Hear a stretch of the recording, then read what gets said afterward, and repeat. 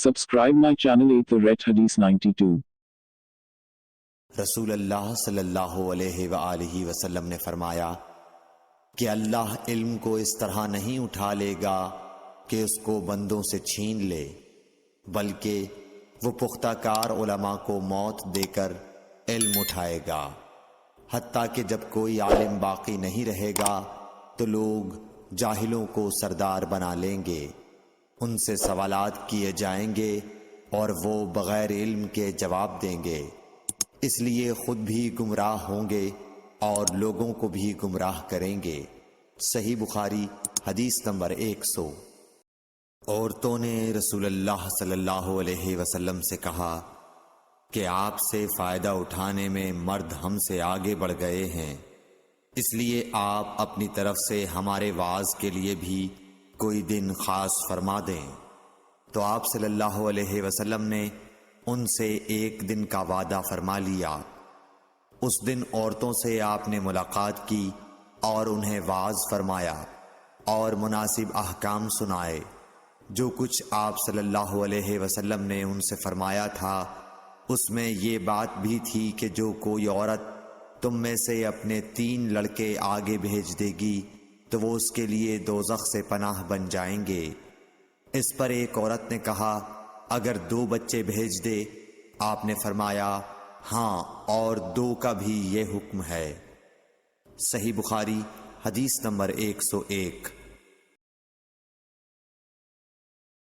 حضور اکرم صلی اللہ علیہ وآلہ وسلم نے فرمایا کہ ایسے 3 بچے جو ابھی بلوغت کو نہ پہنچے ہوں۔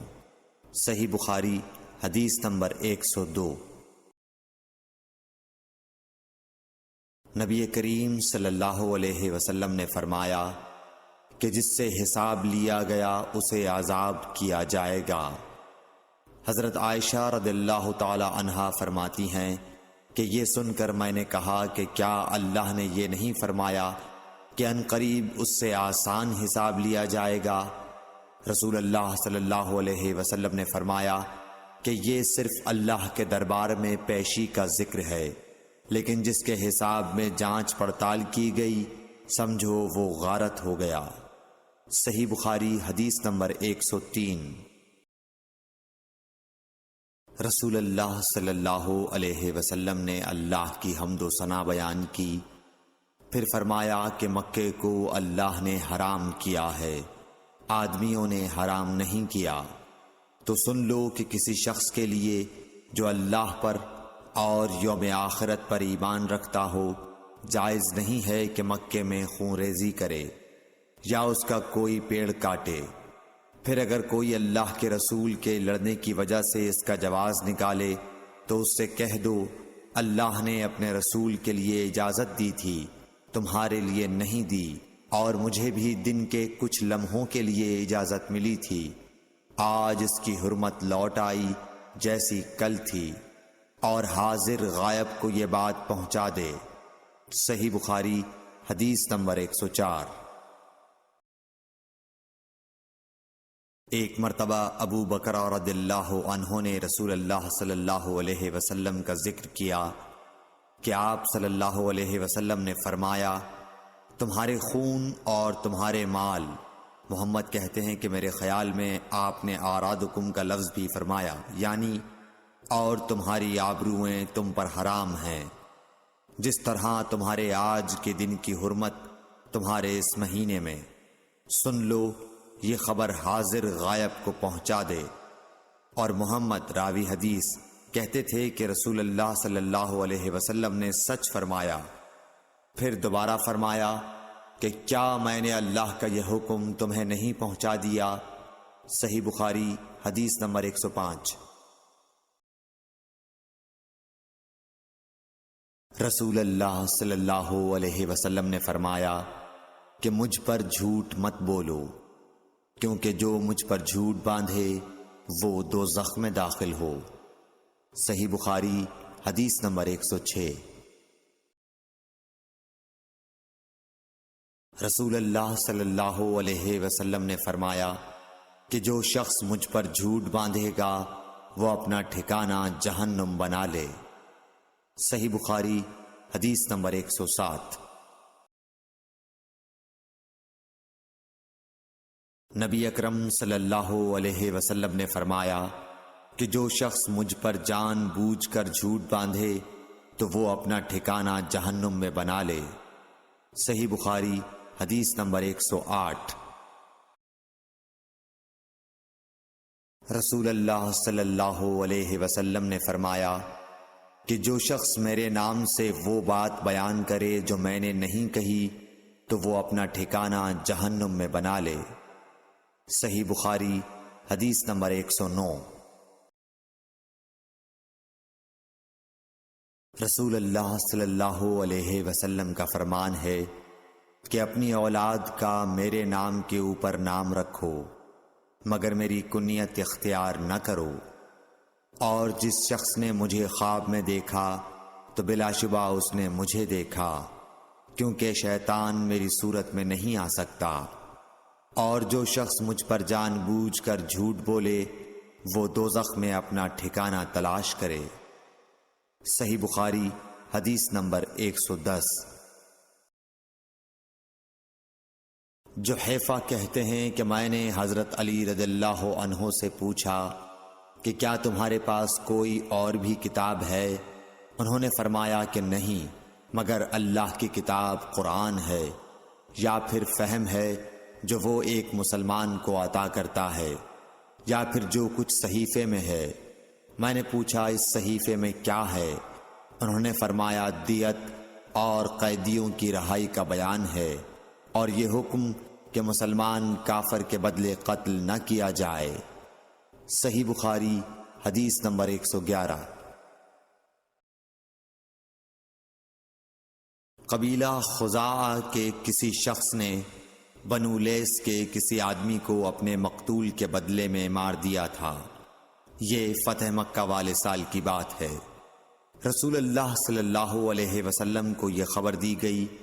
آپ نے اپنی اونٹنی پر سوار ہو کر خطبہ پڑھا اور فرمایا کہ اللہ نے مکے سے قتل یا ہاتھی کو روک لیا۔ امام بخاری رحمۃ اللہ علیہ فرماتے ہیں اس لفظ کو شک کے ساتھ سمجھو۔ ایسا ہی ابو نعیم وغیرہ نے القتل اور الفیل کہا ہے، ان کے علاوہ دوسرے لوگ الفیل کہتے ہیں۔ پھر رسول اللہ صلی اللہ علیہ وسلم نے فرمایا کہ اللہ نے ان پر اپنے رسول اور مسلمانوں کو غالب کر دیا، اور سمجھ لو کہ وہ مکہ کسی کے لیے حلال نہیں ہوا، نہ مجھ سے پہلے اور نہ آئندہ کبھی ہوگا، اور میرے لیے بھی صرف دن کے تھوڑے سے حصے کے لیے حلال کر دیا گیا تھا۔ سن لو کہ وہ اس وقت حرام ہے، نہ اس کا کوئی کانٹا توڑا جائے نہ اس کے درخت کاٹے جائیں، اور اس کی گری پڑی چیزیں بھی وہی اٹھائے جس کا منشا یہ ہو کہ وہ اس شے کا تعارف کرا دے گا۔ تو اگر کوئی شخص مارا جائے تو اس کے عزیزوں کو اختیار ہے دو باتوں کا، یا دیت لیں یا بدلہ۔ اتنے میں ایک یمنی آدمی ابو شاہ نامی آیا اور کہنے لگا یہ مسائل میرے لیے لکھوا دیجئے۔ تب آپ نے فرمایا کہ ابو فلاں کے لیے یہ مسائل لکھ دو۔ تو ایک قریشی شخص نے کہا یا رسول اللہ مگر اذخر، یعنی اذخر کاٹنے کی اجازت دے دیجئے، کیونکہ اسے ہم گھروں کی چھتوں پر ڈالتے ہیں یا مٹی ملا کر اور اپنی قبروں میں بھی ڈالتے ہیں۔ یہ سن کر رسول اللہ صلی اللہ علیہ وسلم نے فرمایا کہ ہاں مگر اذخر۔ صحیح بخاری حدیث نمبر 112۔ وہب بن منبح کے بھائی کہتے ہیں کہ میں نے حضرت ابو ہریرہ رضی اللہ تعالی عنہ کو کہتے ہوئے سنا کہ رسول اللہ صلی اللہ علیہ وسلم کے صحابہ میں عبداللہ بن عمر رضی اللہ عنہ کے علاوہ مجھ سے زیادہ کوئی حدیث بیان کرنے والا نہیں تھا، مگر وہ لکھ لیا کرتے تھے اور میں لکھتا نہیں تھا۔ صحیح بخاری حدیث نمبر 113۔ جب نبی اکرم صلی اللہ علیہ وسلم کے مرض میں شدت ہو گئی تو آپ صلی اللہ علیہ وسلم نے فرمایا کہ میرے پاس سامان کتابت لاؤ تاکہ تمہارے لیے ایک تحریر لکھ دوں تاکہ بعد میں تم گمراہ نہ ہو سکو۔ اس پر حضرت عمر رضی اللہ عنہ نے لوگوں سے کہا کہ اس وقت آپ صلی اللہ علیہ وسلم پر تکلیف کا غلبہ ہے اور ہمارے پاس اللہ کی کتاب قرآن موجود ہے جو ہمیں ہدایت کے لیے کافی ہے۔ اس پر لوگوں کی رائے مختلف ہو گئی اور شور و غل زیادہ ہونے لگا۔ آپ صلی اللہ علیہ وسلم نے فرمایا، میرے پاس سے اٹھ کھڑے ہو، میرے پاس جھگڑنا ٹھیک نہیں۔ اس پر ابن عباس رضی اللہ عنہ یہ کہتے ہوئے نکل گئے کہ بے شک مصیبت بڑی سخت مصیبت ہے، وہ چیز جو ہمارے اور رسول کے اور آپ کی تحریر کے درمیان حائل ہو گئی۔ صحیح بخاری حدیث نمبر 114۔ ایک رات نبی کریم صلی اللہ علیہ وسلم نے بیدار ہوتے ہی فرمایا کہ سبحان اللہ، آج کی رات کس قدر فتنے اتارے گئے ہیں اور کتنے ہی خزانے کھولے گئے ہیں۔ ان حجرے والیوں کو جگاؤ، کیونکہ بہت سی عورتیں جو دنیا میں باریک کپڑا پہننے والی ہیں وہ آخرت میں ننگی ہوں گی۔ صحیح بخاری حدیث نمبر 115۔ حضرت عبداللہ بن عمر رضی اللہ عنہ نے فرمایا کہ آخر عمر میں ایک دفعہ رسول اللہ صلی اللہ علیہ وسلم نے ہمیں عشاء کی نماز پڑھائی۔ جب آپ نے سلام پھیرا تو کھڑے ہو گئے اور فرمایا کہ تمہاری آج کی رات وہ ہے کہ اس رات سے 100 برس کے آخر تک کوئی شخص جو زمین پر ہے وہ باقی نہیں رہے گا۔ صحیح بخاری حدیث نمبر 116۔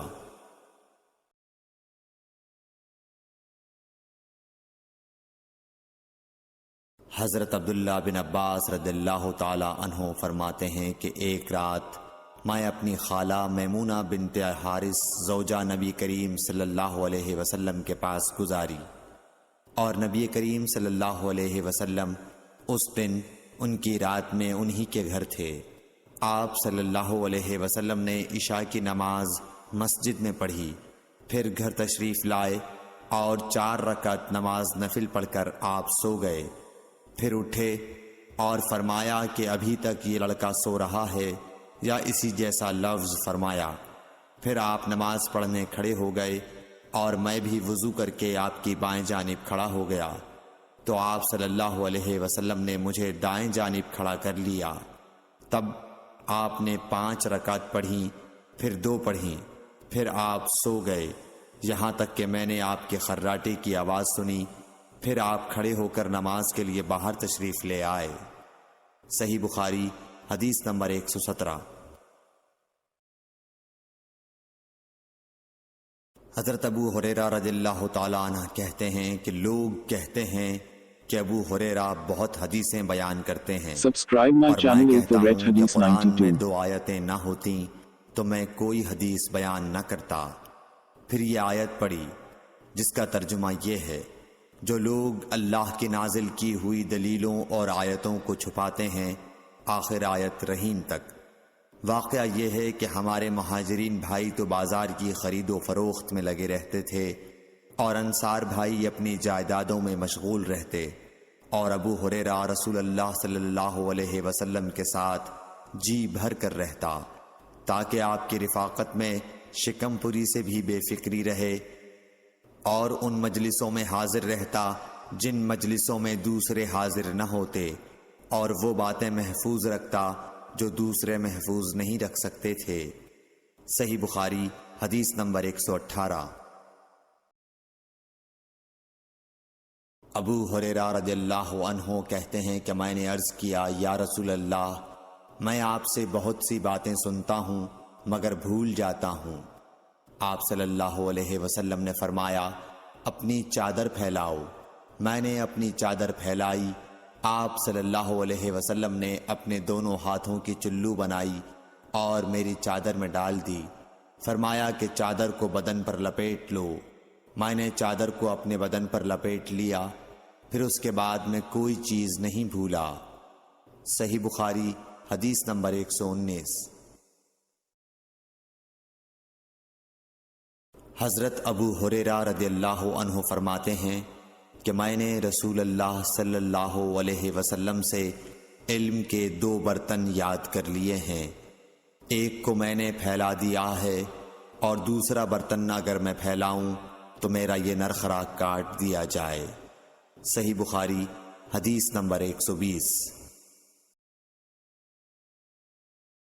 نبی اکرم صلی اللہ علیہ وسلم نے حجۃ الوداع میں فرمایا کہ لوگوں کو بالکل خاموش کر دو تاکہ وہ خوب سن لیں۔ پھر فرمایا، لوگوں میرے بعد پھر کافر مت بن جانا کہ ایک دوسرے کی گردن مارنے لگو۔ صحیح بخاری حدیث نمبر 121۔ رسول اللہ صلی اللہ علیہ وسلم نے فرمایا کہ ایک روز موسیٰ علیہ السلام نے کھڑے ہو کر بنی اسرائیل میں خطبہ دیا تو آپ سے پوچھا گیا کہ لوگوں میں سب سے زیادہ صاحب علم کون ہے؟ انہوں نے فرمایا کہ میں ہوں۔ اس وجہ سے اللہ کا غصہ ان پر ہوا کہ انہوں نے علم کو خدا کے حوالے کیوں نہ کر دیا۔ تب اللہ نے ان کی طرف وحی بھیجی کہ میرے بندوں میں سے ایک بندہ دریاؤں کے سنگم پر ہے جہاں فارس اور روم کے سمندر ملتے ہیں، وہ تجھ سے زیادہ عالم ہے۔ موسیٰ علیہ السلام نے کہا کہ اے پروردگار، میری ان سے ملاقات کیسے ہو؟ حکم ہوا کہ ایک مچھلی زنبیل میں رکھ لو، پھر جہاں تم اس مچھلی کو گم کر دو گے تو وہ بندہ تمہیں وہیں ملے گا۔ تب موسیٰ علیہ السلام چلے اور ساتھ اپنے خادم یوشع بن نون کو لے لیا اور انہوں نے زنبیل میں مچھلی رکھ لی۔ جب ایک پتھر کے پاس پہنچے، دونوں اپنے سر اس پر رکھ کر سو گئے اور مچھلی زنبیل سے نکل کر دریا میں اپنی راہ بناتی چلی گئی۔ اور یہ بات موسیٰ علیہ السلام اور ان کے ساتھی کے لیے بے حد تعجب کی تھی۔ پھر دونوں باقی رات اور دن میں جتنا وقت باقی تھا چلتے رہے۔ جب صبح ہوئی، موسیٰ علیہ السلام نے خادم سے کہا، ہمارا ناشتہ لاؤ، اس سفر میں ہم نے کافی تکلیف اٹھائی ہے۔ اور موسیٰ علیہ السلام بالکل نہیں تھکے تھے، مگر جب اس جگہ سے آگے نکل گئے جہاں تک انہیں جانے کا حکم ملا تھا، تب ان کے خادم نے کہا کہ کیا آپ نے دیکھا تھا کہ جب ہم صخرہ کے پاس ٹھہرے تھے تو میں مچھلی کا ذکر بھول گیا؟ بقول بعض صخرہ کے نیچے آب حیات تھا، وہ اس مچھلی پر پڑا اور وہ زندہ ہو کر بقدرت الہی دریا میں چل دی۔ یہ سن کر موسیٰ علیہ السلام بولے کہ یہ ہی وہ جگہ ہے جس کی ہمیں تلاش تھی، تو وہ پچھلے پاؤں واپس ہو گئے۔ جب پتھر تک پہنچے تو دیکھا کہ ایک شخص کپڑا اوڑھے ہوئے موجود ہے۔ موسیٰ علیہ السلام نے انہیں سلام کیا۔ خضر نے کہا کہ تمہاری سرزمین میں سلام کہاں؟ پھر موسیٰ علیہ السلام نے کہا کہ میں موسیٰ ہوں۔ خضر بولے کہ بنی اسرائیل کے موسیٰ؟ انہوں نے جواب دیا ہاں۔ پھر کہا کہ کیا میں آپ کے ساتھ چل سکتا ہوں تاکہ آپ مجھے ہدایت کی وہ باتیں بتلاؤ جو اللہ نے خاص آپ ہی کو سکھلائی ہیں؟ خضر بولے کہ تم میرے ساتھ صبر نہیں کر سکو گے۔ اے موسیٰ، مجھے اللہ نے ایسا علم دیا ہے جسے تم نہیں جانتے، اور تم کو جو علم دیا ہے اسے میں نہیں جانتا۔ اس پر موسیٰ علیہ السلام نے کہا کہ خدا نے چاہا تو آپ مجھے صابر پاؤ گے، اور میں کسی بات میں آپ کی نافرمانی نہیں کروں گا۔ پھر دونوں دریا کے کنارے کنارے پیدل چلے۔ ان کے پاس کوئی کشتی نہ تھی کہ ایک کشتی ان کے سامنے سے گزری تو کشتی والوں سے انہوں نے کہا کہ ہمیں بٹھا لو۔ خضر کو انہوں نے پہچان لیا اور بغیر کرائے کے سوار کر لیا۔ اتنے میں ایک چڑیا آئی اور کشتی کے کنارے پر بیٹھ گئی۔ پھر سمندر میں اس نے 1 یا 2 چونچیں ماری۔ اسے دیکھ کر خضر بولے کہ اے موسیٰ، میرے اور تمہارے علم نے اللہ کے علم میں سے اتنا ہی کم کیا ہوگا جتنا اس چڑیا نے سمندر کے پانی سے۔ پھر خضر نے کشتی کے تختوں میں سے ایک تختہ نکال ڈالا۔ موسیٰ علیہ السلام نے کہا کہ ان لوگوں نے تو ہمیں کرایہ لیے بغیر مفت میں سوار کیا، اور آپ نے ان کی کشتی کی لکڑی اکھاڑ ڈالی تاکہ یہ ڈوب جائیں۔ خضر بولے کہ کیا میں نے نہیں کہا تھا کہ تم میرے ساتھ صبر نہیں کر سکو گے؟ اس پر موسیٰ علیہ السلام نے جواب دیا کہ بھول پر میری گرفت نہ کرو۔ موسیٰ علیہ السلام نے بھول کر یہ پہلا اعتراض کیا تھا۔ پھر دونوں چلے۔ کشتی سے اتر کر ایک لڑکا بچوں کے ساتھ کھیل رہا تھا۔ خضر نے اوپر سے اس کا سر پکڑ کر ہاتھ سے اسے الگ کر دیا۔ موسیٰ علیہ السلام بول پڑے کیا آپ نے ایک بے گناہ بچے کو بغیر کسی جانی حق کے مار ڈالا؟ غضب ہو گیا۔ خضر بولے کہ میں نے تم سے نہیں کہا تھا کہ تم میرے ساتھ صبر نہیں کر سکو گے؟ ابن عیینہ کہتے ہیں کہ اس کلام میں پہلے سے زیادہ تاکید ہے، کیونکہ پہلے کلام میں لفظ لکا نہیں کہا تھا، اس میں لکا زائد کیا، جس سے تاکید ظاہر ہے۔ پھر دونوں چلتے رہے، حتیٰ کہ ایک گاؤں والوں کے پاس آئے، ان سے کھانا لینا چاہا، انہوں نے کھانا کھلانے سے انکار کر دیا۔ انہوں نے وہیں دیکھا کہ ایک دیوار اسی گاؤں میں گرنے کے قریب تھی۔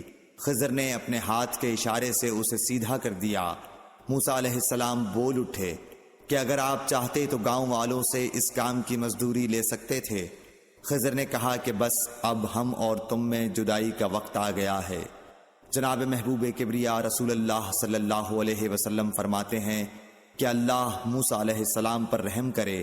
ہماری تمنا تھی کہ موسیٰ علیہ السلام کچھ دیر اور صبر کرتے تو مزید واقعات ان دونوں کے بیان کیے جاتے اور ہمارے سامنے روشنی میں آتے، مگر حضرت موسیٰ علیہ السلام کی عجلت نے اس علم لدنی کے سلسلے کو جلد ہی منقطع کرا دیا۔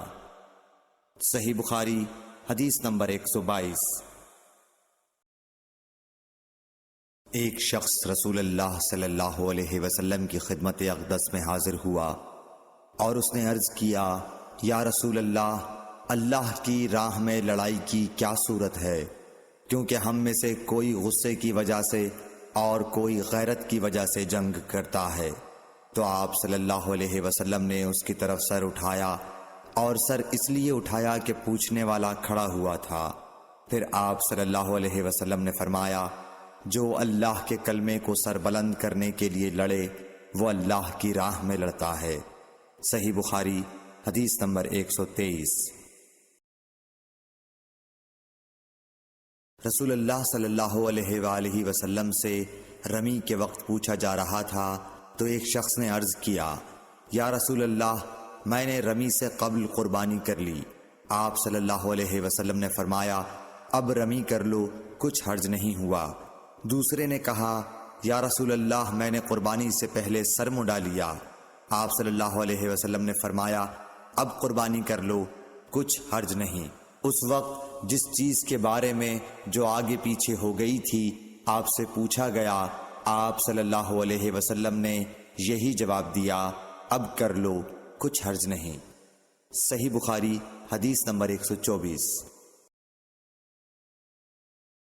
حضرت عبداللہ بن مسعود رضی اللہ تعالی عنہ کہتے ہیں کہ ایک مرتبہ میں رسول کریم صلی اللہ علیہ وسلم کے ساتھ مدینے کے کھنڈرات میں چل رہا تھا اور آپ کھجور کی چھڑی پر سہارا دے کر چل رہے تھے، تو کچھ یہودیوں کا ادھر سے گزر ہوا۔ ان میں سے ایک نے دوسرے سے کہا کہ آپ سے روح کے بارے میں کچھ پوچھو۔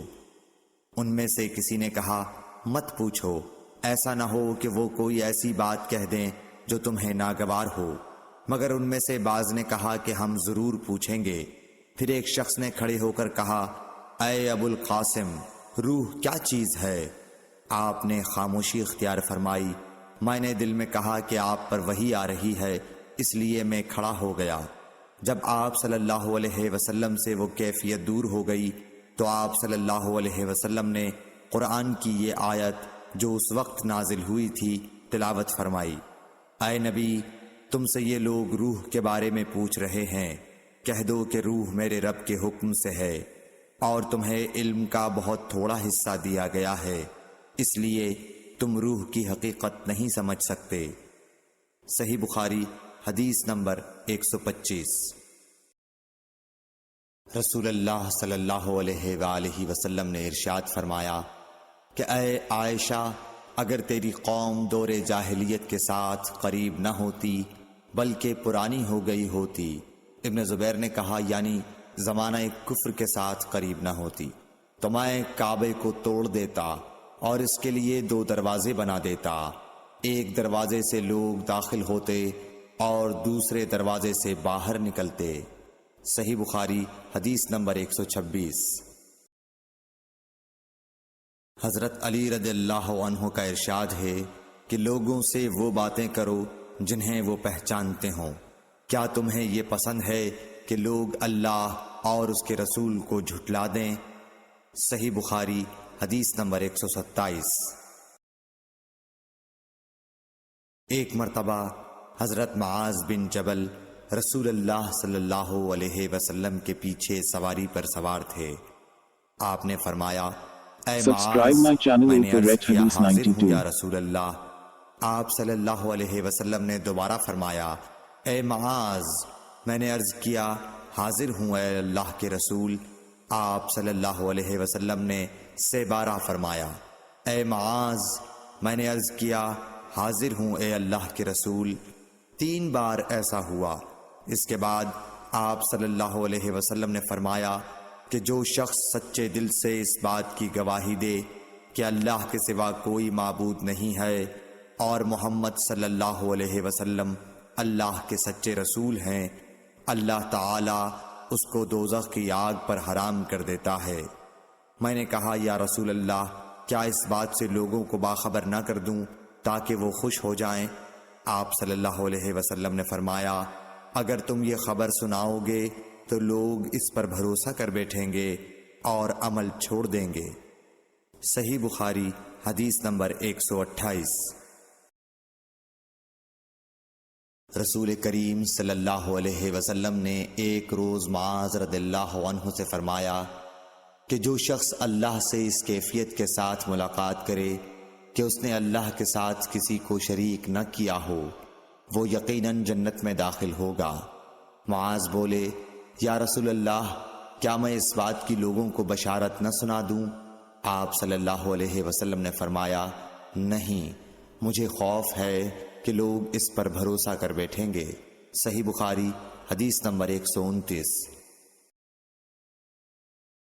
ام سلیم نامی ایک عورت رسول کریم صلی اللہ علیہ وسلم کی خدمت اقدس میں حاضر ہوئیں اور عرض کیا کہ یا رسول اللہ، اللہ تعالی حق بات بیان کرنے سے نہیں شرماتا، اس لیے میں پوچھتی ہوں کہ کیا احتلام سے عورت پر بھی غسل ضروری ہے؟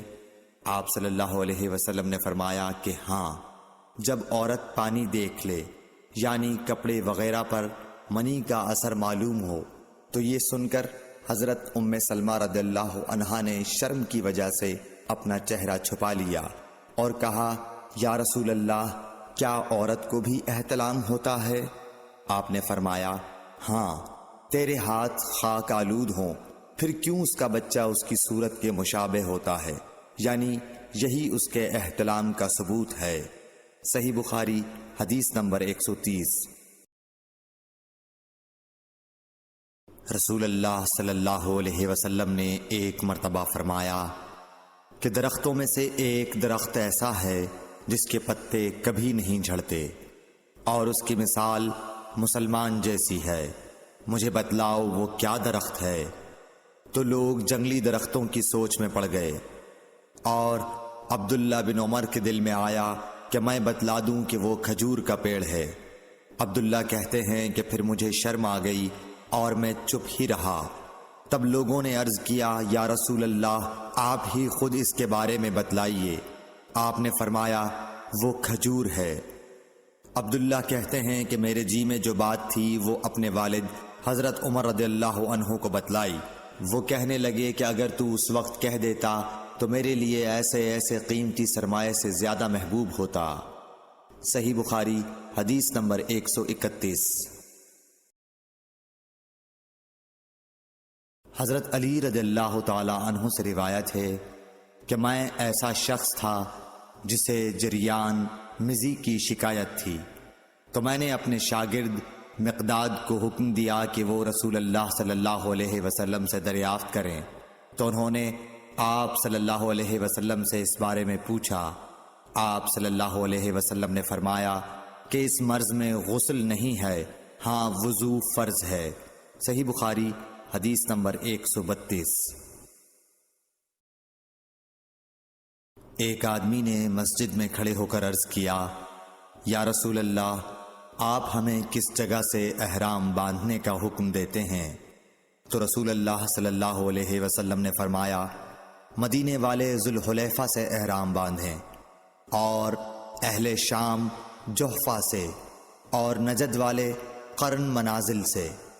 ابن عمر نے فرمایا کہ لوگوں کا خیال ہے کہ رسول اللہ صلی اللہ علیہ وسلم نے فرمایا کہ یمن والے یلملم سے احرام باندھیں، اور ابن عمر کہا کرتے تھے کہ مجھے یہ آخری جملہ رسول اللہ صلی اللہ علیہ وسلم سے یاد نہیں۔ صحیح بخاری حدیث نمبر 133۔ ایک شخص نے آپ صلی اللہ علیہ وسلم سے پوچھا کہ احرام باندھنے والے کو کیا پہننا چاہیے؟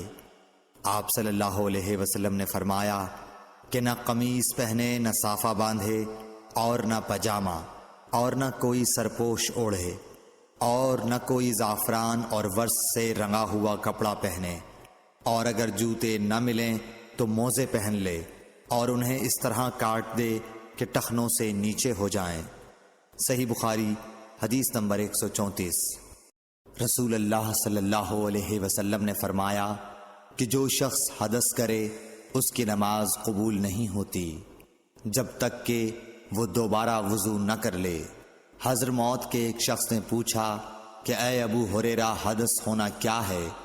آپ نے فرمایا پخانے کے مقام سے نکلنے والی آواز والی یا بے آواز والی ہوا۔ صحیح بخاری حدیث نمبر 135۔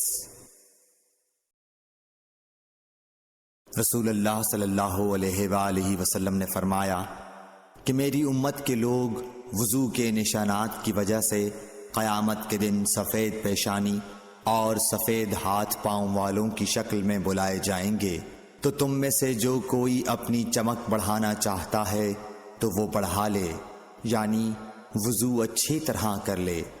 صحیح بخاری حدیث نمبر 136۔ رسول کریم صلی اللہ علیہ وسلم سے شکایت کی گئی کہ ایک شخص ہے جسے یہ خیال ہوتا ہے کہ نماز میں کوئی چیز یعنی ہوا نکلتی معلوم ہوئی ہے۔ آپ صلی اللہ علیہ وسلم نے فرمایا کہ نماز سے نہ پھرے یا نہ مڑے جب تک آواز نہ سنے یا بو نہ پائے۔ صحیح بخاری حدیث نمبر 137۔ نبی کریم صلی اللہ علیہ وسلم سوئے یہاں تک کہ آپ خراٹے لینے لگے، پھر آپ نے نماز پڑھی، اور کبھی راوی نے یوں کہا کہ آپ صلی اللہ علیہ وسلم لیٹ گئے، پھر خراٹے لینے لگے، پھر آپ صلی اللہ علیہ وسلم کھڑے ہوئے، اس کے بعد نماز پڑھی۔ پھر سفیان نے ہم سے دوسری مرتبہ، ابن عباس رضی اللہ تعالی عنہ کہتے تھے کہ ایک مرتبہ میں نے اپنی خالہ ام المومنین حضرت میمونہ کے گھر رات گزاری تو میں نے دیکھا کہ رسول اللہ صلی اللہ علیہ وسلم رات کو اٹھے۔ جب تھوڑی رات باقی رہ گئی تو آپ صلی اللہ علیہ وسلم نے اٹھ کر ایک لٹکے ہوئے مشکیزے سے ہلکا سا وضو کیا۔ عمرو اس کا ہلکا پن اور معمولی ہونا بیان کرتے تھے، اور آپ کھڑے ہو کر نماز پڑھنے لگے تو میں نے بھی اسی طرح وضو کیا جس طرح آپ صلی اللہ علیہ وسلم نے کیا تھا، پھر آ کر آپ کے بائیں طرف کھڑا ہو گیا، اور کبھی سفیان نے ان یسارہ کے بجائے ان شمالہ کا لفظ کہا، مطلب دونوں کا ایک ہی ہے۔ پھر آپ صلی اللہ علیہ وسلم نے مجھے پھیر لیا اور اپنی داہنی جانب کر لیا، پھر نماز پڑھی جس قدر اللہ کو منظور تھا، پھر آپ لیٹ گئے اور سو گئے حتیٰ کہ خراٹوں کی آواز آنے لگی۔ پھر آپ کی خدمت میں مؤذن حاضر ہوا اور اس نے آپ کو نماز کی اطلاع دی۔ آپ صلی اللہ علیہ وسلم اس کے ساتھ نماز کے لیے تشریف لے گئے، پھر آپ نے نماز پڑھی اور وضو نہیں کیا۔ سفیان کہتے ہیں کہ ہم نے عمروں سے کہا، کچھ لوگ کہتے ہیں کہ رسول اللہ صلی اللہ علیہ وسلم کی آنکھیں سوتی تھیں، دل نہیں سوتا تھا۔ عمروں نے کہا، میں نے عبید بن عمیر سے سنا، وہ کہتے تھے کہ انبیاء علیہ السلام کے خواب بھی وہی ہوتے ہیں۔ پھر قرآن کی یہ آیت پڑھی، میں خواب میں دیکھتا ہوں کہ میں تجھے ذبح کر رہا ہوں۔ صحیح بخاری حدیث نمبر 138۔ رسول اللہ صلی اللہ علیہ وسلم میدان عرفات سے واپس ہوئے۔ جب گھاٹی میں پہنچے تو آپ اتر گئے۔ آپ نے پہلے پیشاب کیا، پھر وضو کیا اور خوب اچھی طرح نہیں کیا۔ تب میں نے کہا، یا رسول اللہ، نماز کا وقت آ گیا۔ آپ صلی اللہ علیہ وسلم نے فرمایا نماز آگے ہے، یعنی مزدلفہ چل کر پڑھیں گے۔ جب مزدلفہ میں پہنچے تو آپ نے خوب اچھی طرح وضو کیا، پھر جماعت کھڑی کی گئی۔ آپ صلی اللہ علیہ وسلم نے مغرب کی نماز پڑھی، پھر ہر شخص نے اپنے اونٹ کو اپنی جگہ بٹھایا، پھر عشاء کی جماعت کھڑی کی گئی اور آپ نے نماز پڑھی، اور ان دونوں نمازوں کے درمیان کوئی نماز نہیں پڑھی۔ صحیح بخاری حدیث نمبر 139۔ ابن عباس رضی اللہ تعالی عنہ نے وضو کیا تو اپنا چہرہ دھویا، اس طرح کہ پہلے پانی کے ایک چلو سے کلی کی اور ناک میں پانی دیا، پھر پانی کا ایک اور چلو لیا، پھر اس کو اس طرح کیا، یعنی دوسرے ہاتھ کو ملایا، پھر اس سے اپنا چہرہ دھویا، پھر پانی کا دوسرا چلو لیا اور اس سے اپنا داہنا ہاتھ دھویا، پھر پانی کا ایک اور چلو لے کر اس سے اپنا بایاں ہاتھ دھویا، اس کے بعد اپنے سر کا مسح کیا، پھر پانی کا چلو لے کر داہنے پاؤں پر ڈالا اور اسے دھویا، پھر دوسرے چلو سے اپنا پاؤں دھویا، یعنی بایاں پاؤں۔ اس کے بعد کہا کہ میں نے رسول اللہ صلی اللہ علیہ وسلم کو اسی طرح وضو کرتے ہوئے دیکھا ہے۔ صحیح بخاری حدیث نمبر 140۔ نبی اکرم صلی اللہ علیہ وآلہ وسلم نے فرمایا، جب تم میں سے کوئی اپنی بیوی سے جمع کرے تو کہے اللہ کے نام کے ساتھ شروع کرتا ہوں، اے اللہ ہمیں شیطان سے بچا اور شیطان کو اس چیز سے دور رکھ جو تو اس جمع کے نتیجے میں ہمیں عطا فرمائے۔ یہ دعا پڑھنے کے بعد جمع کرنے سے میاں بیوی کو جو اولاد ملے گی اسے شیطان نقصان نہیں پہنچا سکتا۔ صحیح بخاری حدیث نمبر 141۔ رسول کریم صلی اللہ علیہ وسلم جب قضاء حاجت کے لیے بیت الخلاء میں داخل ہوتے تو یہ دعا پڑھتے، اے اللہ میں ناپاک جنوں اور ناپاک جنیوں سے تیری پناہ مانگتا ہوں۔ صحیح بخاری حدیث نمبر 142۔ ابن عباس رضی اللہ عنہ سے روایت کرتے ہیں، ابن عباس رضی اللہ تعالی عنہ سے روایت ہے کہ نبی کریم صلی اللہ علیہ وسلم پاخانے میں تشریف لے گئے، میں نے پاخانے کے قریب آپ کے لیے وضو کا پانی رکھ دیا، باہر نکل کر آپ نے پوچھا یہ کس نے رکھا؟ جب آپ کو بتلایا گیا تو آپ نے میرے لیے دعا کی اور فرمایا، اے اللہ اس کو دین کی سمجھ عطا فرمائیو۔ صحیح بخاری حدیث نمبر 143۔ رسول اللہ صلی اللہ علیہ وسلم نے فرمایا کہ جب تم میں سے کوئی پخانے میں جائے تو قبلے کی طرف منہ کرے نہ اس کی طرف پشت کرے، بلکہ مشرق کی طرف منہ کر لو یا مغرب کی طرف۔ صحیح بخاری حدیث نمبر 144۔ لوگ کہتے تھے کہ جب قضاء حاجت کے لیے بیٹھو تو نہ قبلے کی طرف منہ کرو نہ بیت المقدس کی طرف۔ یہ سن کر عبداللہ بن عمر رضی اللہ تعالی عنہ نے فرمایا کہ ایک دن میں اپنے گھر کی چھت پر چڑھا تو میں نے حضرت صلی اللہ علیہ وسلم کو دیکھا کہ آپ بیت المقدس کی طرف منہ کر کے 2 اینٹوں پر قضاء حاجت کے لیے بیٹھے ہیں۔ پھر عبداللہ بن عمر رضی اللہ عنہ نے واسع سے کہا کہ شاید تم ان لوگوں میں سے ہو جو اپنے چوتڑوں کے بل نماز پڑھتے ہیں۔ تب میں نے کہا اللہ کی قسم میں نہیں جانتا کہ آپ کا مطلب کیا ہے۔ امام مالک رحمۃ اللہ نے کہا کہ عبداللہ بن عمر رضی اللہ تعالی عنہ نے اس سے وہ شخص مراد لیا جو Subscribe my نماز channel میں to زمین Red سے Hadith اونچا 92۔ نہ رہے، سجدے میں زمین سے چمٹ جائے۔ صحیح بخاری حدیث نمبر 145۔ رسول اللہ صلی اللہ علیہ وسلم کی بیویاں رات میں مناسے کی طرف قضاء حاجت کے لیے جاتی اور مناسے ایک کھلا میدان ہے، تو حضرت عمر رسول اللہ صلی اللہ علیہ وسلم سے کہا کرتے تھے کہ اپنی بیویوں کو پردہ کرائیے، مگر رسول اللہ صلی اللہ علیہ وسلم نے اس پر عمل نہیں کیا۔ ایک روز رات کو عشاء کے وقت حضرت سودا بنت زمع رسول اللہ صلی اللہ علیہ وسلم کی اہلیہ جو دراز قد عورت تھیں باہر گئیں حضرت عمر رضی اللہ عنہ نے انہیں آواز دی اور کہا ہم نے تمہیں پہچان لیا، اور ان کی خواہش یہ تھی کہ پردے کا حکم نازل ہو جائے، چنانچہ اس کے بعد اللہ نے پردے کا حکم نازل فرما دیا۔ صحیح بخاری حدیث نمبر 146۔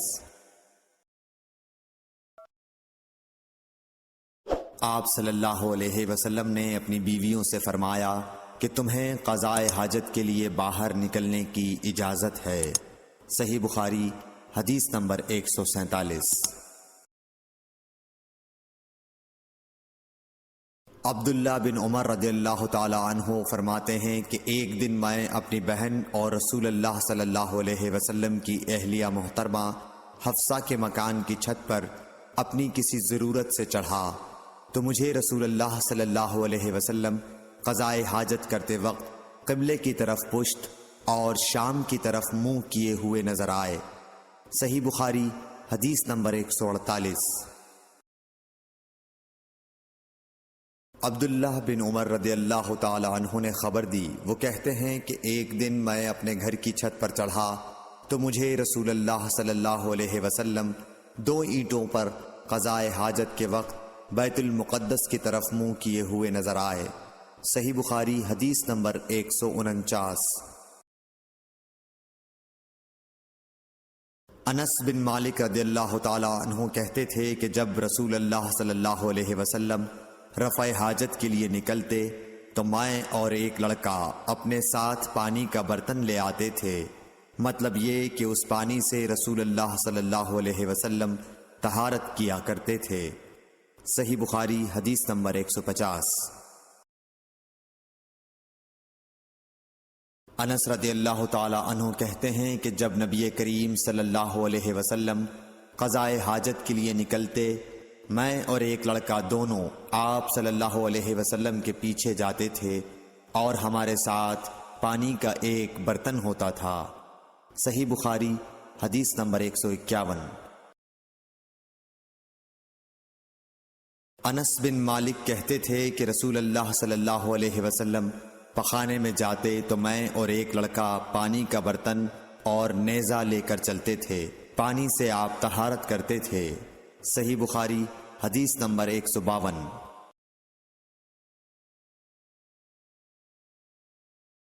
رسول اللہ صلی اللہ علیہ وسلم نے فرمایا، جب تم میں سے کوئی پانی پیے تو برتن میں سانس نہ لے، اور جب پخانے میں جائے تو اپنی شرمگاہ کو داہنے ہاتھ سے نہ چھوئے اور نہ داہنے ہاتھ سے استنجا کرے۔ صحیح بخاری حدیث نمبر 153۔ نبی کریم صلی اللہ علیہ وسلم نے فرمایا، جب تم میں سے کوئی پیشاب کرے تو اپنا وضو اپنے داہنے ہاتھ سے نہ پکڑے، نہ داہنے سے طہارت کرے، نہ پانی پیتے وقت برتن میں سانس لے۔ صحیح بخاری حدیث نمبر 154۔ حضرت ابو ہریرہ کہتے ہیں کہ رسول کریم صلی اللہ علیہ وسلم ایک مرتبہ رفع حاجت کے لیے تشریف لے گئے۔ آپ کی عادت مبارکہ تھی کہ آپ چلتے وقت ادھر ادھر نہیں دیکھا کرتے تھے، تو میں بھی آپ کے پیچھے آپ کے قریب پہنچ گیا۔ مجھے دیکھ کر آپ نے فرمایا کہ مجھے پتھر ڈھونڈ دو تاکہ میں ان سے پاکی حاصل کروں، یا اسی جیسا کوئی لفظ فرمایا، اور فرمایا کہ ہڈی اور گوبر نہ لانا۔ چنانچہ میں اپنے دامن میں پتھر بھر کر آپ کے پاس لے گیا اور آپ کے پہلو میں رکھ دیے اور آپ کے پاس سے ہٹ گیا۔ جب آپ قضائے حاجت سے فارغ ہوئے تو آپ نے پتھروں سے استنجا کیا۔ صحیح بخاری حدیث نمبر 155۔ عبداللہ بن مسعود رضی اللہ تعالی عنہ کہتے تھے کہ نبی کریم صلی اللہ علیہ وسلم رفع حاجت کے لیے گئے تو آپ نے مجھے فرمایا کہ میں 3 پتھر تلاش کر کے آپ کے پاس لاؤں، لیکن مجھے 2 پتھر ملے، تیسرا ڈھونڈا مگر مل نہ سکا، تو میں نے خشک گوبر اٹھا لیا، اس کو لے کر آپ کے پاس آ گیا۔ آپ نے پتھر تو لے لیے مگر گوبر پھینک دیا اور فرمایا یہ خود ناپاک ہے۔ صحیح بخاری حدیث نمبر 156۔ ابن عباس رضی اللہ تعالی عنہ کہتے ہیں کہ رسول اللہ صلی اللہ علیہ وسلم نے وضو میں ہر عضو کو ایک ایک مرتبہ دھویا۔ صحیح بخاری حدیث نمبر 157۔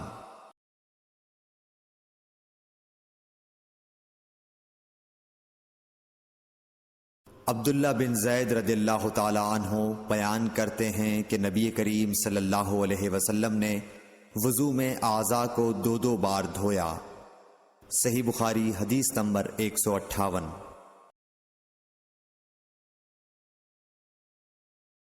حضرت عثمان بن عفان رضی اللہ تعالی عنہ نے پانی کا برتن مانگا اور لے کر پہلے اپنی ہتھیلیوں پر 3 مرتبہ پانی ڈالا، پھر انہیں دھویا۔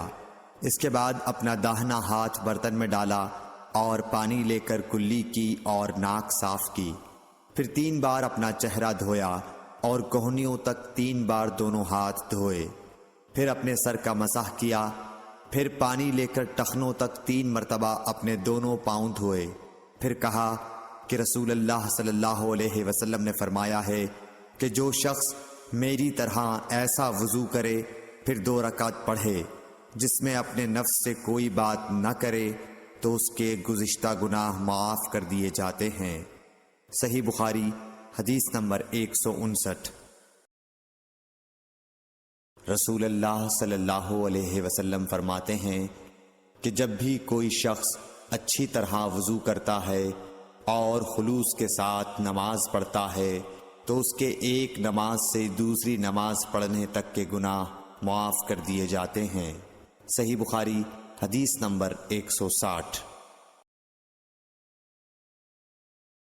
نبی کریم صلی اللہ علیہ وسلم نے فرمایا جو شخص وضو کرے اسے چاہیے کہ ناک صاف کرے، اور جو پتھر سے استنجا کرے اسے چاہیے کہ طاق عدد یعنی 1، 3 یا 5 ہی سے کرے۔ صحیح بخاری حدیث نمبر 161۔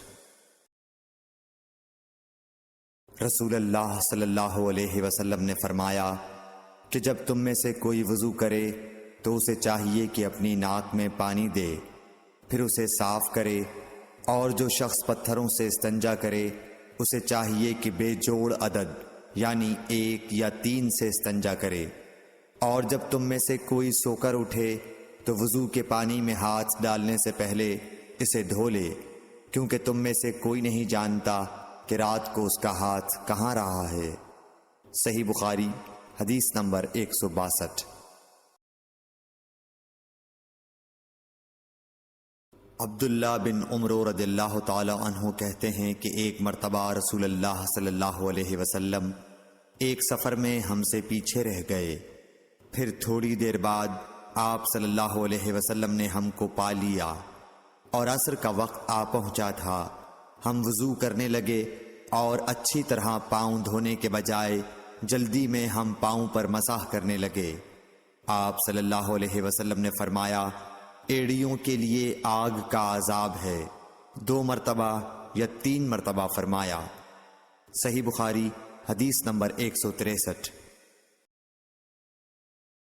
حضرت عثمان رضی اللہ تعالی عنہ نے وضو کا پانی منگوایا اور اپنے دونوں ہاتھوں پر برتن سے پانی لے کر ڈالا، پھر دونوں ہاتھوں کو 3 دفعہ دھویا، پھر اپنا داہنا ہاتھ وضو کے پانی میں ڈالا، پھر کلی کی، پھر ناک میں پانی دیا، پھر ناک صاف کی، پھر 3 دفعہ اپنا منہ دھویا اور کوہنیوں تک 3 دفعہ ہاتھ دھوئے، پھر اپنے سر کا مسح کیا، پھر ہر ایک پاؤں 3 دفعہ دھویا، پھر فرمایا میں نے رسول اللہ صلی اللہ علیہ وسلم کو دیکھا کہ آپ میرے اس وضو جیسا وضو فرمایا کرتے تھے، اور آپ صلی اللہ علیہ وسلم نے فرمایا کہ جو شخص میرے اس وضو جیسا وضو کرے اور حضور قلب سے 2 رکعت پڑھے جس میں اپنے دل سے باتیں نہ کرے تو اللہ تعالیٰ اس کے پچھلے گناہ معاف کر دیتا ہے۔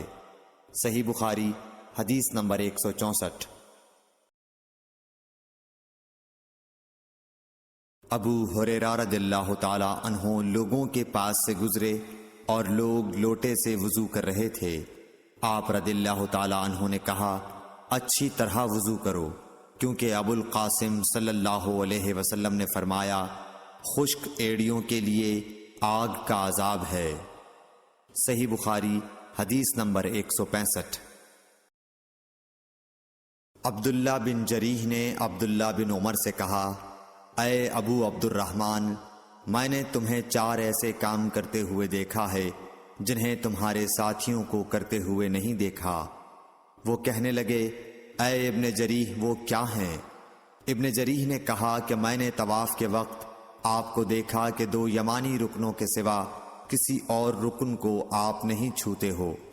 دوسرے میں نے آپ کو سبتی جوتے پہنے ہوئے دیکھا، اور تیسرے میں نے دیکھا کہ آپ زرد رنگ استعمال کرتے ہو، اور چوتھی بات میں نے یہ دیکھی کہ جب آپ مکے میں تھے لوگ ذی الحج کا چاند دیکھ کر لبیک پکارنے لگتے ہیں اور حج کا احرام باندھ لیتے ہیں، اور آپ 8ویں تاریخ تک احرام نہیں باندھتے۔ حضرت عبداللہ بن عمر رضی اللہ تعالی عنہ نے جواب دیا کہ دوسرے ارکان کو تو میں یوں نہیں چھوتا کہ میں نے رسول اللہ صلی اللہ علیہ وسلم کو یمانی رکنوں کے علاوہ کسی اور رکن کو چھوتے ہوئے نہیں دیکھا، اور رہے سبتی جوتے تو میں نے رسول اللہ صلی اللہ علیہ وسلم کو ایسے جوتے پہنے ہوئے دیکھا کہ جن کے چمڑے پر بال نہیں تھے، اور آپ انہی کو پہنے پہنے وضو فرمایا کرتے تھے، تو میں بھی انہی کو پہننا پسند کرتا ہوں۔ اور زرد رنگ کی یہ بات ہے کہ میں نے رسول اللہ صلی اللہ علیہ وسلم کو زرد رنگ رنگتے ہوئے دیکھا ہے، تو میں بھی اسی رنگ سے رنگنا پسند کرتا ہوں۔ اور احرام باندھنے کا معاملہ یہ ہے کہ میں نے رسول اللہ صلی اللہ علیہ وسلم کو اس وقت تک احرام باندھتے ہوئے نہیں دیکھا جب تک آپ کی اونٹنی آپ کو لے کر نہ چل پڑتی۔ صحیح بخاری حدیث نمبر 166۔ Subscribe my channel رسول A to Red اللہ صلی Hadith اللہ 92. علیہ وسلم نے اپنی مرحومہ صاحبزادی حضرت زینب کو غسل دیتے وقت فرمایا تھا کہ غسل داہنی طرف سے دو اور اعضائے وضو سے غسل کی ابتدا کرو۔ صحیح بخاری حدیث نمبر 167۔ ام المومنین حضرت عائشہ رضی اللہ تعالی عنہا فرماتی ہیں کہ رسول اللہ صلی اللہ علیہ وسلم جوتا پہننے، کنگھی کرنے، وضو کرنے اور اپنے ہر کام میں داہنی طرف سے کام کی ابتدا کرنے کو پسند فرمایا کرتے تھے۔ صحیح بخاری حدیث نمبر 168۔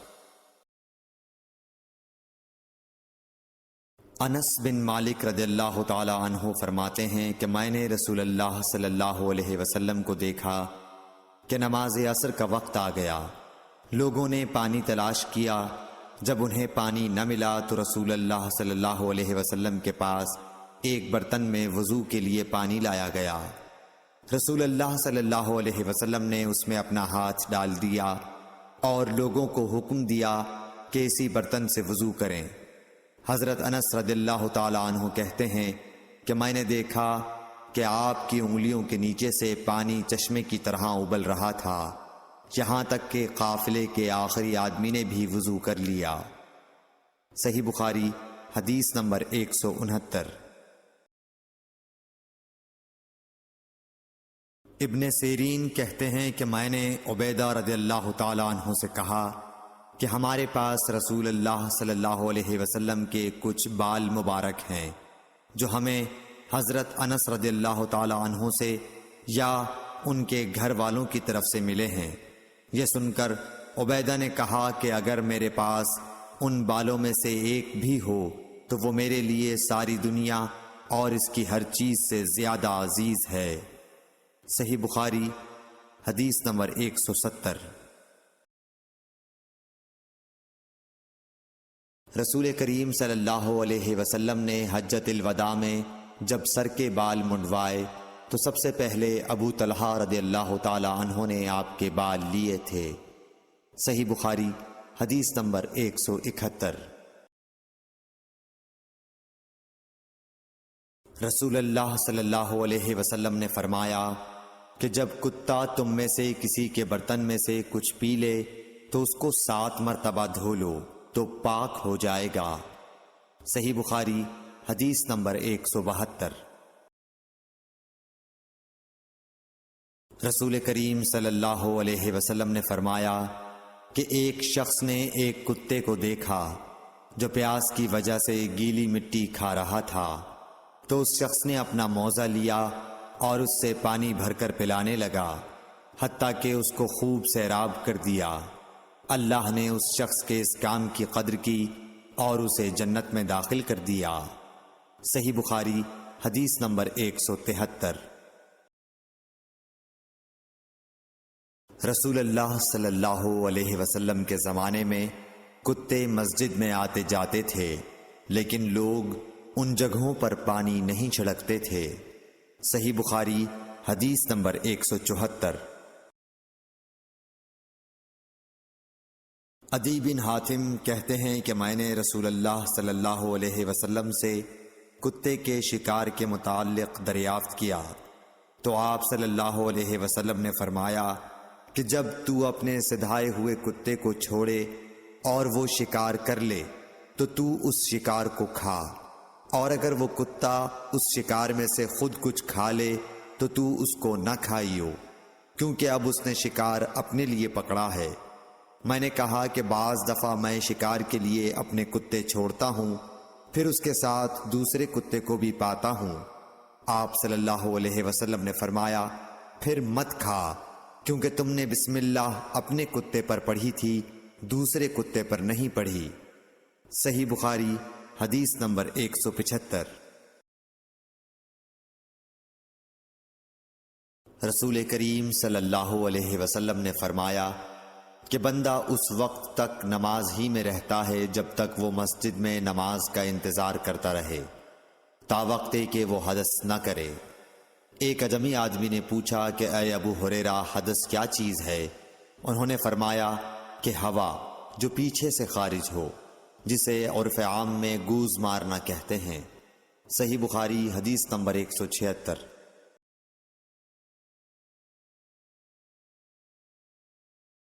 رسول اللہ صلی اللہ علیہ وسلم نے فرمایا کہ نمازی نماز سے اس وقت تک نہ پھرے جب تک ریح کی آواز نہ سن لے یا اس کی بو نہ پا لے۔ صحیح بخاری حدیث نمبر 177۔ حضرت علی رضی اللہ تعالی عنہ نے فرمایا کہ میں ایسا آدمی تھا جس کو سیلان مزی کی شکایت تھی، مگر رسول اللہ صلی اللہ علیہ وسلم سے دریافت کرتے ہوئے مجھے شرم آئی، تو میں نے ابن الاسود کو حکم دیا۔ انہوں نے آپ صلی اللہ علیہ وسلم سے پوچھا، آپ نے فرمایا کہ اس میں وضو کرنا فرض ہے۔ صحیح بخاری حدیث نمبر 178۔ زید بن خالد نے حضرت عثمان بن عفان رضی اللہ تعالی عنہ سے پوچھا کہ اگر کوئی شخص صحبت کرے اور منی نہ نکلے، فرمایا کہ وضو کرے جس طرح نماز کے لیے وضو کرتا ہے، اور اپنے وضو کو دھو لے۔ حضرت عثمان رضی اللہ تعالی عنہ کہتے ہیں کہ یہ میں نے رسول اللہ صلی اللہ علیہ وسلم سے سنا ہے۔ زید بن خالد کہتے ہیں کہ پھر میں نے اس کے بارے میں حضرت علی، زبیر، طلحہ اور ابی بن کعب رضی اللہ عنہم سے دریافت کیا، سب نے اس شخص کے بارے میں یہی حکم دیا۔ صحیح بخاری حدیث نمبر 179۔ رسول اللہ صلی اللہ علیہ وسلم نے ایک انصاری کو بلایا، وہ آئے تو ان کے سر سے پانی ٹپک رہا تھا۔ رسول کریم صلی اللہ علیہ وسلم نے فرمایا شاید ہم نے تمہیں جلدی میں ڈال دیا۔ انہوں نے کہا جی ہاں۔ تب رسول اللہ صلی اللہ علیہ وسلم نے فرمایا کہ جب کوئی جلدی کا کام آ پڑے یا تمہیں انزال نہ ہو تو تم پر وضو ہے، غسل ضروری نہیں۔ صحیح بخاری حدیث نمبر 180۔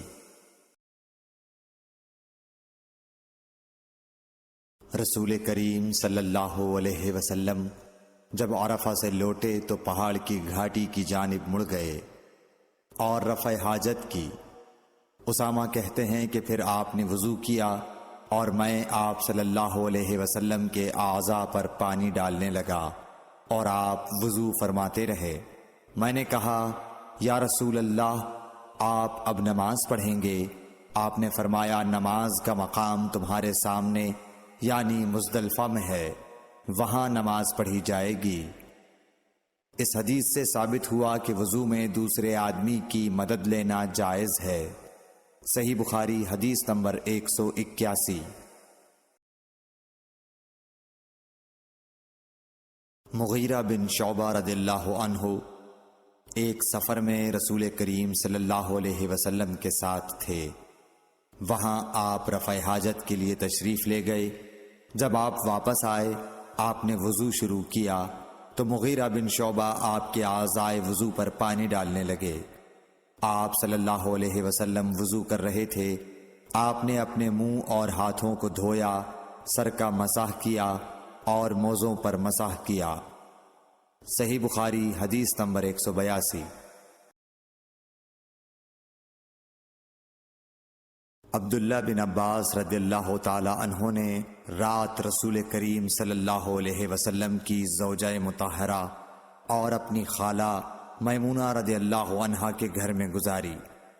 وہ فرماتے ہیں کہ میں تکیے کے عرض یعنی گوشے کی طرف لیٹ گیا اور رسول کریم صلی اللہ علیہ وسلم اور آپ کی اہلیہ نے معمول کے مطابق تکیے کی لمبائی پر سر رکھ کر آرام فرمایا۔ رسول اللہ صلی اللہ علیہ وسلم سوتے رہے، اور جب آدھی رات ہو گئی یا اس سے کچھ پہلے یا اس کے کچھ بعد آپ بیدار ہوئے اور اپنے ہاتھوں سے اپنی نیند کو دور کرنے کے لیے آنکھیں ملنے لگے۔ پھر آپ نے سورہ آل عمران کی آخری 10 آیتیں پڑھیں۔ پھر ایک مشکیزے کے پاس جو چھت میں لٹکا ہوا تھا آپ کھڑے ہو گئے اور اس سے وضو کیا، خوب اچھی طرح، پھر کھڑے ہو کر نماز پڑھنے لگے۔ ابن عباس رضی اللہ تعالی عنہ کہتے ہیں میں نے بھی کھڑے ہو کر اسی طرح کیا جس طرح آپ نے وضو کیا تھا۔ پھر جا کر میں بھی آپ کے پہلو مبارک میں کھڑا ہو گیا۔ آپ نے اپنا داہنا ہاتھ میرے سر پر رکھا اور میرا دایاں کان پکڑ کر اسے مروڑنے لگے۔ پھر آپ نے 2 رکعتیں پڑھیں، اس کے بعد پھر 2 رکعتیں پڑھیں، پھر 2 رکعتیں پڑھیں، پھر 2 رکعتیں پڑھیں، پھر 2 رکعتیں پڑھیں، پھر 2 رکعتیں پڑھ کر اس کے بعد آپ نے وتر پڑھا اور لیٹ گئے۔ پھر جب مؤذن آپ کے پاس آیا تو آپ نے اٹھ کر 2 رکعت معمولی طور پر پڑھیں، پھر باہر تشریف لا کر صبح کی نماز پڑھی۔ صحیح بخاری حدیث نمبر 183۔ اسماء بنت ابی بکر کہتی ہیں کہ میں رسول اللہ صلی اللہ علیہ وسلم کی زوجہ محترمہ عائشہ رضی اللہ تعالی عنہا کے پاس ایسے وقت آئی جب کہ سورج کو گہن لگ رہا تھا اور لوگ کھڑے ہو کر نماز پڑھ رہے تھے۔ کیا دیکھتی ہوں وہ بھی کھڑے ہو کر نماز پڑھ رہی ہیں۔ میں نے کہا کہ لوگوں کو کیا ہو گیا ہے، تو انہوں نے اپنے ہاتھ سے آسمان کی طرف اشارہ کر کے کہا سبحان اللہ۔ میں نے کہا کیا یہ کوئی خاص نشانی ہے؟ تو انہوں نے اشارے سے کہا کہ ہاں۔ تو میں بھی آپ کے ساتھ نماز کے لیے کھڑی ہو گئی۔ آپ نے اتنا قیام فرمایا کہ مجھ پر غشی طاری ہونے لگی اور میں اپنے سر پر پانی ڈالنے لگی۔ جب رسول اللہ صلی اللہ علیہ وسلم نماز سے فارغ ہوئے تو آپ نے اللہ کی حمد و ثنا بیان کی اور فرمایا آج کوئی چیز ایسی نہیں رہی جس کو میں نے اپنی اس جگہ نہ دیکھ لیا ہو، حتیٰ کہ جنت اور دوزخ کو بھی دیکھ لیا، اور مجھ پر یہ وحی کی گئی ہے کہ تم لوگوں کو قبروں میں آزمایا جائے گا، دجال جیسی آزمائش یا اس کے قریب قریب۔ راوی کا بیان ہے کہ میں نہیں جانتی کہ اسماء نے کون سا لفظ کہا۔ تم میں سے ہر ایک کے پاس اللہ کے فرشتے بھیجے جائیں گے اور اس سے کہا جائے گا کہ تمہارا اس شخص یعنی محمد صلی اللہ علیہ وسلم کے بارے میں کیا خیال ہے؟ پھر اسماء نے لفظ ایماندار کہا یا یقین رکھنے والا کہا، مجھے یاد نہیں۔ بہرحال وہ شخص کہے گا کہ محمد صلی اللہ علیہ وسلم اللہ کے سچے رسول ہیں، وہ ہمارے پاس نشانیاں اور ہدایت کی روشنی لے کر آئے، ہم نے اسے قبول کیا، ایمان لائے اور آپ کا اتباع کیا۔ پھر اس سے کہہ دیا جائے گا کہ تو سو جا، در حال یہ کہ تو مرد صالح ہے اور ہم جانتے تھے کہ تو مومن ہے۔ اور بہرحال منافق یا شکی آدمی اسما نے کون سا لفظ کہا مجھے یاد نہیں۔ جب اس سے پوچھا جائے گا کہے گا کہ میں کچھ نہیں جانتا، میں نے لوگوں کو جو کہتے سنا وہی میں نے بھی کہہ دیا۔ صحیح بخاری حدیث نمبر 184۔ ایک آدمی نے عبداللہ بن زید رضی اللہ تعالی عنہ جو عمرو بن یحییٰ کے دادا ہیں سے پوچھا کہ کیا آپ مجھے دکھا سکتے ہیں کہ رسول اللہ صلی اللہ علیہ وسلم نے کس طرح وضو کیا ہے؟ عبداللہ بن زید رضی اللہ تعالی عنہ نے کہا کہ ہاں۔ پھر انہوں نے پانی کا برتن منگوایا، پہلے پانی اپنے ہاتھوں پر ڈالا اور 2 مرتبہ ہاتھ دھوئے، پھر 3 مرتبہ کلی کی، 3 بار ناک صاف کی، پھر 3 دفعہ اپنا چہرہ دھویا، پھر کوہنیوں تک اپنے دونوں ہاتھ 2 مرتبہ دھوئے، پھر اپنے دونوں ہاتھوں سے اپنے سر کا مسح کیا۔ اس طور پر اپنے ہاتھ پہلے آگے لائے پھر پیچھے لے گئے، مسح سر کے ابتدائی حصے سے شروع کیا، پھر دونوں ہاتھ گدی تک لے جا کر وہیں واپس لائے جہاں سے مسح شروع کیا تھا، پھر اپنے پیر دھوئے۔ صحیح بخاری حدیث نمبر 185۔ عمرو بن حسن نے عبداللہ بن زید رضی اللہ تعالیٰ عنہ سے رسول اللہ صلی اللہ علیہ وسلم کے وضو کے بارے میں پوچھا تو انہوں نے پانی کا تشت منگوایا اور ان پوچھنے والوں کے لیے رسول اللہ صلی اللہ علیہ وسلم کا سا وضو کیا۔ پہلے Subscribe my تشت سے channel اپنے to Red ہاتھوں پر Hadith پانی 92۔ گرایا، پھر 3 بار ہاتھ دھوئے، پھر اپنا ہاتھ تشت میں ڈالا اور پانی لیا، پھر کلی کی، ناک میں پانی ڈالا، ناک صاف کی 3 چلوؤں سے، پھر اپنا ہاتھ تشت میں ڈالا اور 3 مرتبہ منہ دھویا، پھر اپنے دونوں ہاتھ کوہنیوں تک دوبارہ دھوئے، پھر اپنا ہاتھ تشت میں ڈالا اور سر کا مسح کیا، پہلے آگے لائے پھر پیچھے لے گئے 1 بار، ٹخنوں تک اپنے دونوں پاؤں دھوئے۔ صحیح بخاری حدیث نمبر 186۔ ابو جحیفہ رضی اللہ تعالی عنہ کہتے تھے کہ ایک دن رسول اللہ صلی اللہ علیہ وسلم ہمارے پاس دوپہر کے وقت تشریف لائے تو آپ کے لیے وضو کا پانی حاضر کیا گیا، جس سے آپ نے وضو فرمایا۔ لوگ آپ کے وضو کا بچا ہوا پانی لے کر اسے اپنے بدن پر پھیرنے لگے۔ آپ نے ظہر کی 2 رکعتیں ادا کی اور عصر کی بھی 2 رکعتیں، اور آپ کے سامنے آڑ کے لیے ایک نیزہ تھا۔ صحیح بخاری حدیث نمبر 187۔ ابو موسیٰ اشعری رضی اللہ تعالی عنہ کہتے ہیں کہ نبی کریم صلی اللہ علیہ وسلم نے ایک پیالہ منگوایا جس میں پانی تھا، اس سے آپ نے اپنے ہاتھ دھوئے اور اسی پیالے میں منہ دھویا اور اسی میں کلی فرمائی، پھر فرمایا تو تم لوگ اس کو پی لو اور اپنے چہروں اور سینوں پر ڈال لو۔ صحیح بخاری حدیث نمبر 188۔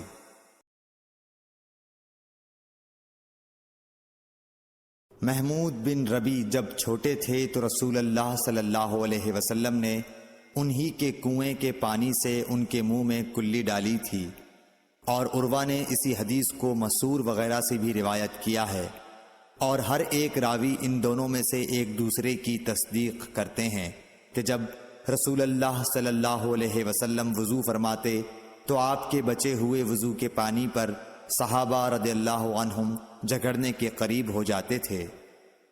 صحیح بخاری حدیث نمبر 189۔ صائب بن یزید کہتے تھے کہ میری خالہ مجھے نبی کریم صلی اللہ علیہ وسلم کی خدمت میں لے گئیں اور عرض کیا کہ یا رسول اللہ، میرا یہ بھانجا بیمار ہے۔ آپ صلی اللہ علیہ وسلم نے میرے سر پر اپنا ہاتھ پھیرا اور میرے لیے برکت کی دعا فرمائی، پھر آپ نے وضو کیا اور میں نے آپ کے وضو کا بچا ہوا پانی پیا، پھر میں آپ کی کمر کے پیچھے کھڑا ہو گیا اور میں نے مہر نبوت دیکھی جو آپ کے مونڈھوں کے درمیان ایسی تھی جیسے چھپر کھٹ کی گھنڈی یا کبوتر کا انڈا۔ صحیح بخاری حدیث نمبر 190۔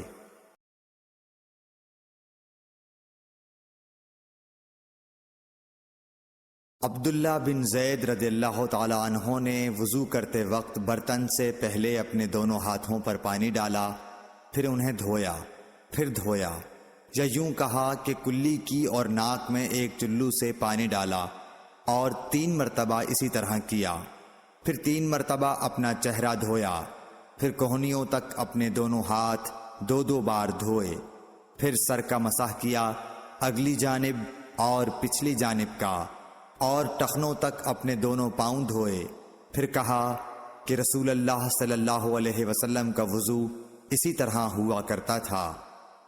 صحیح بخاری حدیث نمبر 191۔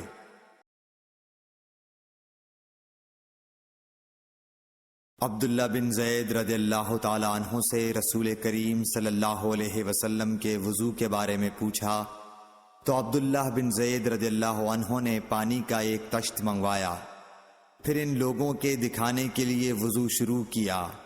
پہلے تشت سے اپنے ہاتھوں پر پانی گرایا، پھر انہیں 3 بار دھویا، پھر اپنا ہاتھ برتن کے اندر ڈالا، پھر کلی کی اور ناک میں پانی ڈال کر ناک صاف کی 3 چلوؤں سے 3 دفعہ، پھر اپنا ہاتھ برتن کے اندر ڈالا اور اپنے منہ کو 3 بار دھویا، پھر اپنا ہاتھ برتن کے اندر ڈالا اور دونوں ہاتھ کوہنیوں تک 2 بار دھوئے، پھر سر پر مسح کیا، اس طرح کہ پہلے آگے کی طرف اپنا ہاتھ لائے، پھر پیچھے کی طرف لے گئے، پھر برتن میں اپنا ہاتھ ڈالا اور اپنے دونوں پاؤں دھوئے۔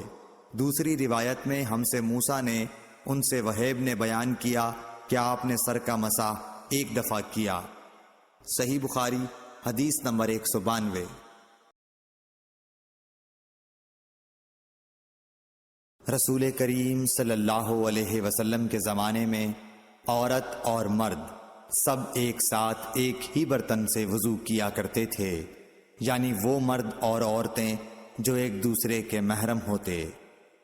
صحیح بخاری حدیث نمبر 193۔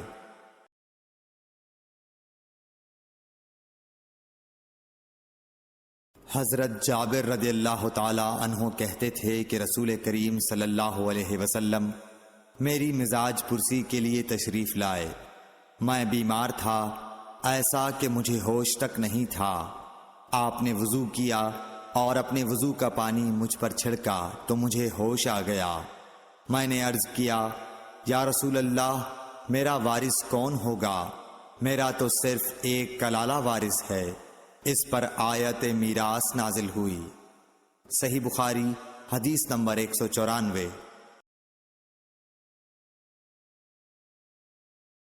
ایک مرتبہ نماز کا وقت آ گیا تو جس شخص کا مکان قریب ہی تھا وہ وضو کرنے اپنے گھر چلا گیا، اور کچھ لوگ جن کے مکان دور تھے رہ گئے، تو رسول کریم صلی اللہ علیہ وسلم کے پاس پتھر کا ایک لگن لایا گیا جس میں کچھ پانی تھا، اور وہ اتنا چھوٹا تھا کہ آپ اس میں اپنی ہتھیلی نہیں پھیلا سکتے تھے، مگر سب نے اس برتن کے پانی سے وضو کر لیا۔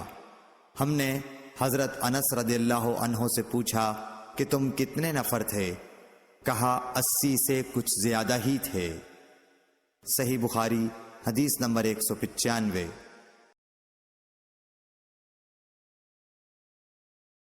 رسول کریم صلی اللہ علیہ وسلم نے ایک پیالہ منگوایا جس میں پانی تھا، پھر اس میں آپ نے اپنے دونوں ہاتھوں اور چہرے کو دھویا اور اسی میں کلی کی۔ صحیح بخاری حدیث نمبر 196۔ عبداللہ بن زید کہتے ہیں کہ رسول کریم صلی اللہ علیہ وسلم ہمارے گھر تشریف لائے۔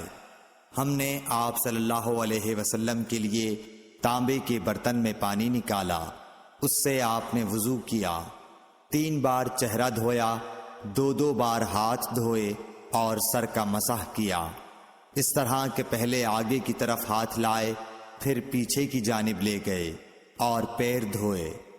صحیح بخاری حدیث نمبر 197۔ حضرت عائشہ رضی اللہ تعالی عنہا نے فرمایا کہ جب رسول کریم صلی اللہ علیہ وسلم بیمار ہوئے اور آپ کی بیماری زیادہ ہو گئی تو آپ نے اپنی دوسری بیویوں سے اس بات کی اجازت لے لی کہ آپ کی تیمارداری میرے ہی گھر کی جائے۔ انہوں نے آپ کو اجازت دے دی۔ ایک روز رسول کریم صلی اللہ علیہ وسلم دو آدمیوں کے درمیان سہارا لے کر گھر سے نکلے۔ آپ کے پاؤں کمزوری کی وجہ سے زمین پر گھسٹتے جاتے تھے۔ حضرت عباس رضی اللہ تعالی عنہ اور ایک آدمی کے درمیان آپ باہر نکلے تھے۔ عبید اللہ راوی حدیث کہتے ہیں کہ میں نے یہ حدیث عبداللہ بن عباس رضی اللہ تعالی عنہ کو سنائی تو وہ بولے، تم جانتے ہو دوسرا آدمی کون تھا؟ میں نے عرض کیا کہ نہیں۔ کہنے لگے وہ علی رضی اللہ تعالی عنہ تھے۔ پھر حضرت عائشہ رضی اللہ تعالی عنہا فرماتی تھیں کہ جب نبی کریم صلی اللہ علیہ وسلم اپنے گھر میں داخل ہوئے اور آپ کا مرض بڑھ گیا تو آپ نے فرمایا، میرے اوپر ایسی 7 مشکوں کا پانی ڈالو جن کے سربند نہ کھولے گئے ہوں، تاکہ میں سکون کے بعد لوگوں کو کچھ وصیت کروں۔ چنانچہ آپ کو حضرت حفصہ رسول اللہ صلی اللہ علیہ وسلم کی دوسری بیوی کے لگن میں جو تانبے کا تھا بٹھا دیا گیا، اور ہم نے آپ پر ان مشکوں سے پانی بہانا شروع کیا۔ جب آپ ہم کو اشارہ فرمانے لگے کہ بس اب تم نے اپنا کام پورا کر دیا، تو اس کے بعد آپ لوگوں کے پاس باہر تشریف لے گئے۔ صحیح بخاری حدیث نمبر 198۔ عمرو بن یحییٰ نے اپنے باپ یحییٰ کے واسطے سے بیان کیا، وہ کہتے ہیں کہ میرے چچا بہت وضو کیا کرتے تھے، یا یہ کہ وضو میں بہت پانی بہاتے تھے۔ ایک دن انہوں نے عبداللہ بن زید رضی اللہ تعالی عنہ سے کہا کہ مجھے بتلائیے رسول اللہ صلی اللہ علیہ وسلم کس طرح وضو کیا کرتے تھے۔ انہوں نے پانی کا ایک تشت منگوایا، اس کو پہلے اپنے ہاتھوں پر جھکایا، پھر دونوں ہاتھ 3 بار دھوئے، پھر اپنا ہاتھ تشت میں ڈال کر پانی لیا اور ایک چلو سے کلی کی اور 3 مرتبہ ناک صاف کی، پھر اپنے ہاتھوں سے ایک چلو پانی لیا اور 3 بار اپنا چہرہ دھویا، پھر کوہنیوں تک اپنے دونوں ہاتھ 2 بار دھوئے، پھر ہاتھ میں پانی لے کر اپنے سر کا مسح کیا، تو پہلے اپنے ہاتھ پیچھے لے گئے، پھر آگے کی طرف لائے، پھر اپنے دونوں پاؤں دھوئے، اور فرمایا کہ میں نے رسول کریم صلی اللہ علیہ وسلم کو اسی طرح وضو کرتے دیکھا ہے۔ صحیح بخاری حدیث number 199۔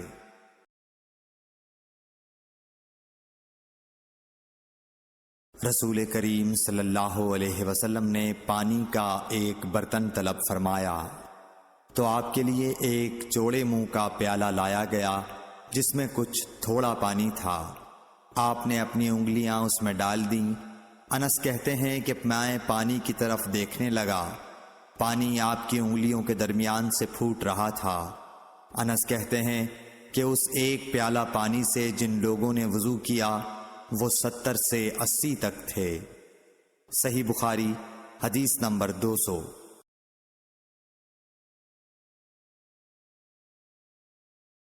Hello friends, subscribe my channel Hotties92.